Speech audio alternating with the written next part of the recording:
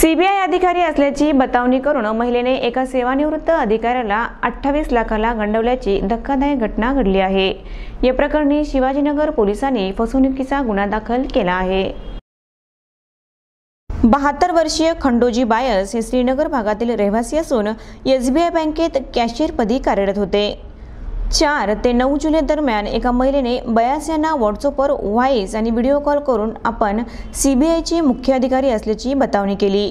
नवजोत कौर नाव असल्याचं त्या महिलेने सांगितलं। मुंबई येथील बँकेच्या खात्यात 4 कोटीचा फ्रॉड आहे, वॉरंट सुटला आहे, कधी पण तुम्हाला अटक होऊ शकते, तेव्हा पैसे माझ्या अकाउंटला पाठवा अन्यथा कारवाई करेन अशी धमकी त्या महिलेने दिली।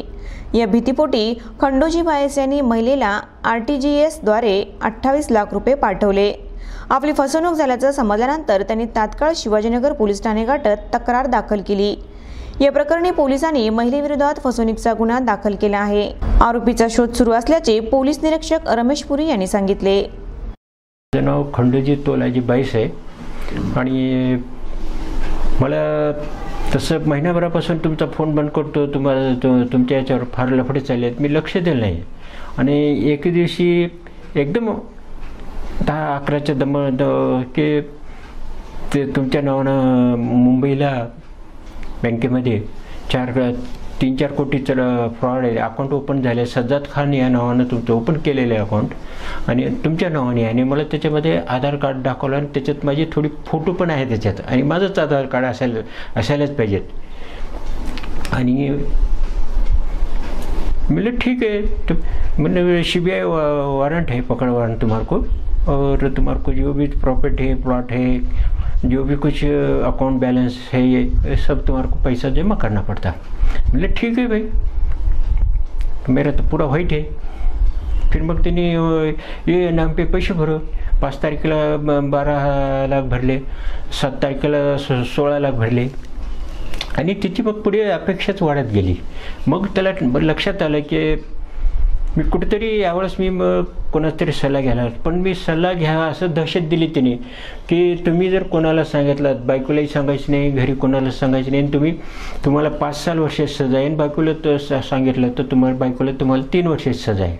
त्याच्यामध्ये कंप्लीट मी दहशतमध्ये राहिलो। 5-7 दिवस मी जसं काय सीबीआयच्या कस्टडीमध्ये होतो असं ट्रीटमेंट मिळालं आणि मला 2-2 तासाला मिस कॉल करत राहा याच्यामध्ये करत राहिले मी त्याप्रमाणे। आणि जस्ट लाईक ती झेंडी, तिचं नाव नवजोत कौर अशी बाई दिसली आणि ती मला वाटलं जस्ट लाईक खरोखरच हे म्हणजे ऑफिसरच असायलाच पाहिजेत असं वागणूक मिळाली मला आणि भीतीपोटी मी मग ते पैसे भरावं लागलं।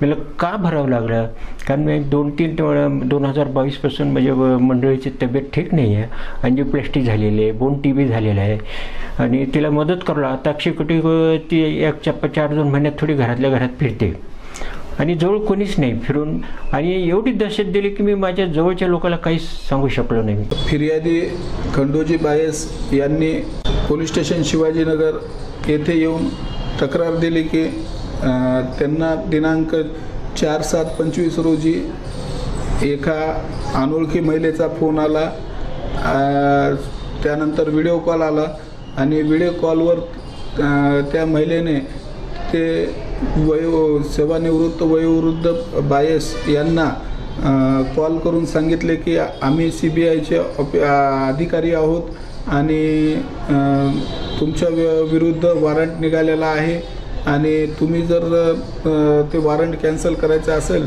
तर तुम्हाला पैसे टाकावे लागतील, असं हे करून त्यांना 4-5 दिवस सतत व्हिडिओ कॉल हे ते येऊन त्यांना एक प्रकारे आपण कस्टडीमध्ये आहोत ह्या पद्धतीची त्यांना भास करून दिला आणि त्यांनी ते घाबरून जाऊन त्या महिलेच्या धमकीला घाबरल्यामुळे सुरुवातीला 12 लाखाचे RTGS केले आणि त्याच्यानंतर 16 लाखाचे RTGS केले, असे एकूण 28 लाखाची त्या वयोवृद्ध ग्रस्त श्री बायस यांची फसवणूक झालेली आहे। त्या संदर्भामध्ये शिवाजीनगर पोलीस स्टेशन येथे गुन्हा रजिस्टर नंबर 290/25 कलम 318-1, 204-2, 351-1 BNS प्रमाणे गुन्हा दाखल असून तपास चालू आहे आणि पोलीस लवकरात लवकरच त्या आरोपींना पकडतील आणि जे वयोवृद्ध श्री बायस आहेत त्यांना त्यांचे पैसे परत मिळवून देण्याचा प्रयत्न केला जाईल.